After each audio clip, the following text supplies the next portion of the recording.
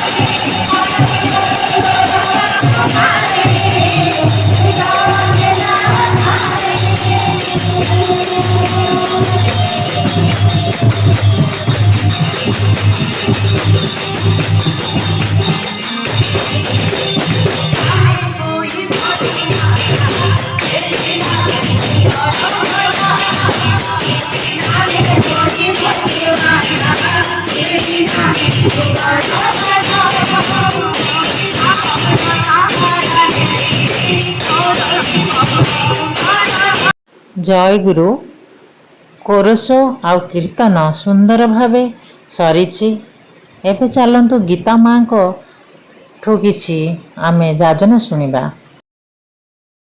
ସମସ୍ତେ କାରଣ ଆମ ଭିତରେ ସେଇ ସତ୍ତା ଅଛି ବୋଲି ଆମେ ଜୀବନ୍ତ, ଆମେ ଏଠି ବସିଛେ, ଆମେ ଏଠି ଠାକୁରଙ୍କ କଥା କହିବାକୁ ଆସୁଛେ। ଆମେ ତ ଆଜି ସେ ଯେଉଁ ଠାକୁର କାହିଁକି ସଦ୍ଗୁରୁ ହେଉଛନ୍ତି, ଯାହାଙ୍କୁ ଆମେ ଆଜି ଜୀବନରେ ଗ୍ରହଣ କରିଛେ, ସଦ୍ଗୁରୁ ହେଉଛନ୍ତି ଭଗବାନ, ଯାହାଙ୍କ ଇଙ୍ଗିତରେ ଆଜି ଚନ୍ଦ୍ର ସୂର୍ଯ୍ୟ ଆତଜାତ ହେଉଛନ୍ତି, ଯାହାଙ୍କ ଇଙ୍ଗିତରେ ପବନ ଆଲୋକ ଚାମର ପକାଉଛି, ଯାହାଙ୍କ ଦ୍ୱାରା ଆଜି ନଦ ନଦୀ ଜଳ ବର୍ଷଣ କରୁଛି, ଆଉ ଫୁଲ ଫଳ ଦଉଛନ୍ତି ଗଛ ପତ୍ର ମାନେ। ଯେତେବେଳେ ସଂସାରରେ ଏଇ ସାତ୍ୱତ ଧର୍ମଟା ନଷ୍ଟ ହେଇଯାଏ, ଜୀବ ଅବକ୍ଷ ହେଇଯାଏ, ସେତିକି ବେଳେ ଯୁଗେ ଯୁଗେ ଆସନ୍ତି ସେ ଯୁଗତ୍ରାତା ଯୁଗ ପିତା, ସେଇ ସାତ୍ୱତ ଧର୍ମକୁ ଆଉ ଥରେ ମନେ ପକେଇ ଦେବା ପାଇଁ ଅନେକ ବର୍ଷ ତଳେ ଯେତେବେଳେ କୃଷ୍ଣ ଆସିଥିଲେ, ସିଏ ବି କହିଥିଲେ ସେଇ 5000 ବର୍ଷ ତଳେ ଯେ ଯଦା ଯଦା ହି ଧର୍ମସ୍ୟ ଗ୍ଲାନିର୍ଭବତି ଭାରତ ଅଭ୍ୟୁତ୍ଥାନମ ଧର୍ମସ୍ୟ ତଦାତ୍ମାନ ସଞ୍ଜୟମନମ୍। ତାପରେ ଆଜି ସେ ଅନେକ ବର୍ଷ ପରେ ଯୋଉ କଥାରେ ଅଛି, ଯୁଗକୁ ଯୁଗ ଏହି ମତେ ପରମାନନ୍ଦ ଏ ଜଗତେ ଠାକୁର ଆସନ୍ତି ଯୁଗ ପିତା ସାଙ୍ଗରେ ନେଇକି ଆସନ୍ତି ଯୁଗ ମାତାଙ୍କୁ, ତ୍ରାତାଙ୍କ ସାଙ୍ଗରେ ସେ ବିଶ୍ୱ ମାତା ଆସନ୍ତି। ଯେତେବେଳେ ସଂସାର ଚଳଣି ଅସଜଡ଼ା ହେଇଯାଏ, ଜୀବନଟା ଅସଜଡ଼ା ହେଇଯାଏ, ଯେତେବେଳେ ସଂସାରକୁ ସଜାଡ଼ିବାକୁ ହେଲେ, କାରଣ ଠାକୁର କହିଲେ ଆଜି ବହୁତ ଧର୍ମ ଜଙ୍ଗଲ ସନ୍ନ୍ୟାସୀ ଦେଖିଲି, ଏଥର ମତେ ଘର ସନ୍ନ୍ୟାସୀ ଦରକାର। ଏଇ ଘର ଭିତରେ ରହି ନିଜର ଚଳଣି ଭିତରେ ବୃତ୍ତି ପ୍ରବୃତ୍ତିକୁ ସଜାଡ଼ିକିରି ମଣିଷ ଯେତେବେଳେ ଠାକୁରଙ୍କ ବାଟରେ ଆସିବ, ସେତେବେଳେ ନାରୀଟି ନାରାୟଣୀ ହେଇଯିବ, ପୁରୁଷଟି ନାରାୟଣ ହେଇଯିବ।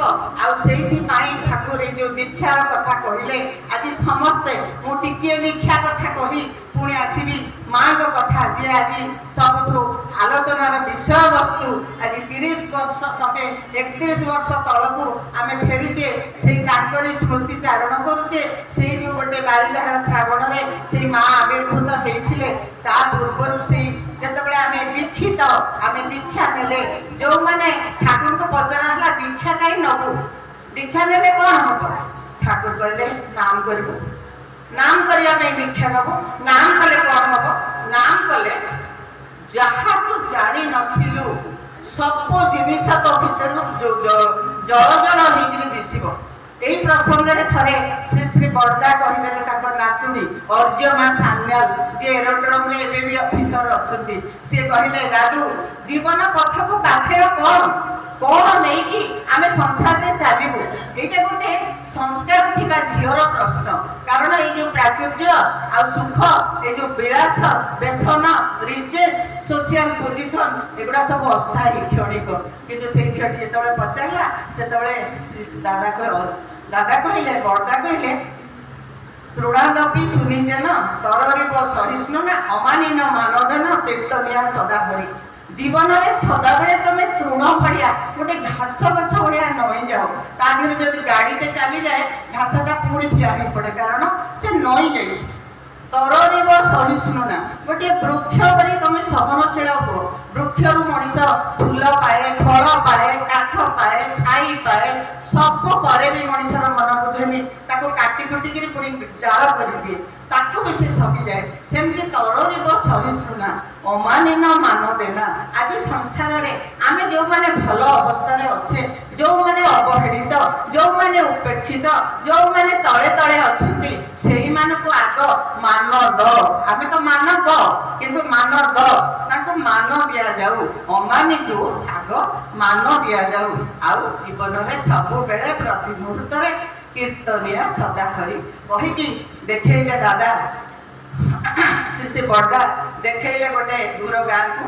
କହିଲେ ଏଇ ଦେଖ, ଏଇ ଯୋଉ ଗାଁଟା ଦେଖୁଛୁ, ଏଇ ଗାଁରେ ତୁ ଆର ଜନ୍ମରେ ଗୋଟେ ମୁସଲମାନ ଘରେ ତୁ ଗୋଟେ ଭକ୍ତିମତୀ ବହୁଟିଏ ହେଇକି ଜନ୍ମ ହେଇଥିଲୁ। ଆଉ ତୋର ସେଇ ଯୋଉ ଭକ୍ତିର ପରାକାଷ୍ଠାରେ, ତୋର ସେଇ ଯୋଉ ନିଷ୍ଠାରେ, ତୁ ଯୋଉ ଠାକୁରଙ୍କୁ ଭଲ ପାଉଥିଲୁ, କହିବା ବାହୁଲ୍ୟ ସେ ମୁସଲମାନ ଘର ବୋହୁ, କିନ୍ତୁ ଠାକୁର ତ ସେଇ ଯୋଉ ତାଙ୍କର ସମସ୍ତେ ଅଲ୍ ପ୍ରଫେଟ୍ସ ଆର୍ ସେମ୍, ସମସ୍ତେ ଯୁଗକୁ ଯୁଗ ନେଇକିରି ଆସନ୍ତି। ସେଇ ଜଣେ ତେଣୁ କହିଲେ ତୁ ସେଇ ଯେଉଁ ଝିଅଟି ଭକ୍ତିରେ ଏତେ ପରାକାଷ୍ଠା ଦେଖେଇଥିଲୁ ଏ ଜନ୍ମରେ ତୋର ସେଇ ସୁକୃତରେ ତୁ ଠାକୁର ପରିବାରରେ ଆଜି ଅଣନାତୁଣୀ ହେଇକି ଠାକୁରଙ୍କର ଜନ୍ମ ହେଇଛୁ।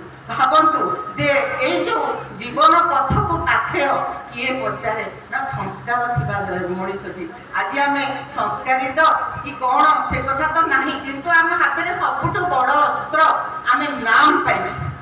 ନାମ ମଣିଷକୁ କ'ଣ ନ କରେ ତାର ତ କଥା କହିଲେ ସରିବନି। କିନ୍ତୁ ଆଜି ମାତୃ ସମ୍ମିଳନୀ ଆମର ଯେଉଁ ଆମେ ଆଜି ବ୍ରହ୍ମପୁରରେ ମୋର ସବୁତକ ପ୍ରିୟ ମା, କାରଣ ମୋ ମନରେ ଏତ ବହୁତ ଚିହ୍ନା ମୁହ ମୋ ପାଖରେ ଅଛନ୍ତି, କିନ୍ତୁ ସବୁ ଅଚିହ୍ନା ମୁହ ବି ଚିହ୍ନା ମୁହ। କାହିଁକି ନା ଆମେ ପରମ ପିତାର ସନ୍ତାନ, ଆମେ ସମସ୍ତେ ଆମ ଭିତରେ କ୍ଷୁଦ୍ରତା କୋଉଠୁ ରହିଲା। ସେଇ ଯେଉଁ 131 ବର୍ଷ ତଳେ ଗୋଟିଏ ଝିଅ ଜନ୍ମ ହେଇଥିଲା ବାରିଧାରା ଶ୍ରାବଣରେ। ସେଇ ଝିଅଟି ଗୋଟିଏ ଯେଉଁ ପଦ୍ମ ଫୁଲର ବାସ୍ନା ନେଇକିରି ପଦ୍ମା ନଦୀ ତୀରରେ ଜନ୍ମ ହେଇଥିଲେ ଗୋଟେ ଅନାମଧ୍ୟ ଗାଁରେ। ଝିଅ ଦିନୁ ସେଇ ଯେଉଁ ଝିଅଟି ସେ ପିଲାଦିନୁ ସାଧାରଣତଃ ଝିଅମାନେ ଶିବ ପୂଜା କଲେ ଭଲ ବର ପାଇବେ ବୋଲି ସିଏ ବି ଆଇଙ୍କ କଥାରେ ପଡ଼ିକି ଶିବ ପୂଜା କରୁଥିଲେ। ଶିବ ପୂଜା କରିକିରି ସିଏ ଭଲ ବର ପାଇବା ପାଇଁ ତାଙ୍କ ମନରେ ଥିଲା, ଶିବ ପୂଜା କରିଥିଲେ। ବାହାଘର ଯେତେବେଳେ 11 ବର୍ଷ ବୟସରେ ବାହାଘର ହେଲା, ସେତିକି ବେଳେ ଗୋଟେ ମାନେ ବିବାହ କ'ଣ, ସଂସାର କ'ଣ, ସ୍ୱାମୀ କ'ଣ, ଘରକରଣା କ'ଣ କିଛି ତ ଜାଣିନଥିଲେ, କିନ୍ତୁ ବାଲ୍ୟ ବିବାହ ପ୍ରଥା ଭଳିଆ ସେ ଠାକୁରଙ୍କୁ ଦେଖିଥିଲେ। ତାପରେ ସଂସାର କରିକି ହାତ ଧରିକି ଠାକୁରଙ୍କର ଆସୁଛନ୍ତି ଗୋଟେ ନଦୀ ଆରପଟ ଗାଁକୁ, ସେଇଠି ଆସିଛନ୍ତି। ଠାକୁରଙ୍କୁ ତ ଦେଖିଥିଲେ, ଶିବ ପୂଜା କରିଥିଲେ, କିନ୍ତୁ ଶିବ ଶିବାର ଉର୍ଦ୍ଧ୍ୱରେ ସେ ସ୍ୱୟଂଭୂଙ୍କୁ ଦେଖିଲେ। ସେ ସ୍ୱାମୀ କିଏ ଚାହିଁଥିଲେ, କିନ୍ତୁ ଇଏ ତ ସ୍ୱାମୀ ନୁହନ୍ତି, ଇଏ ହେଉଛନ୍ତି ଜୀବଜଗତର ସ୍ୱାମୀ। ସେ ତ ଚାହିଁଥିଲେ ଭର୍ତ୍ତାଟିଏ, ଇଏ ତ ଭର୍ତ୍ତା ନୁହନ୍ତି, ଇଏ ହେଉଛନ୍ତି ଜୀବନରେ ହର୍ତ୍ତା କର୍ତ୍ତା ଦୈବ ବିଧାତା। ସେ ଚାହିଁଥିଲେ ଯେଉଁ ତାଙ୍କ ଜୀବନରେ ତାଙ୍କ ଜୀବନ ବଲ୍ଲଭ ଯେ ଜାନକୀ ବଲ୍ଲଭ। ଜୟ ଗୁରୁ। କୋରସ କୀର୍ତ୍ତନ ଆଉ ଗୀତା ମାଙ୍କ ଯଜନ ବହୁତ ସୁନ୍ଦର ଭାବେ ହୋଇଛି। ସମସ୍ତେ ତ ଶୁଣିଲେ, ଏହା ସବୁ ସବସ୍କ୍ରାଇବ୍ କରନ୍ତୁ ଓ ସମସ୍ତଙ୍କ ପାଖକୁ ସେୟାର କରନ୍ତୁ। ସମସ୍ତଙ୍କ ପାଖରେ ଠାକୁରଙ୍କ କଥା କିଛି ପହଞ୍ଚୁ। ଏତିକି କହି ମୁଁ ସମସ୍ତଙ୍କୁ ଜୟ ଗୁରୁ।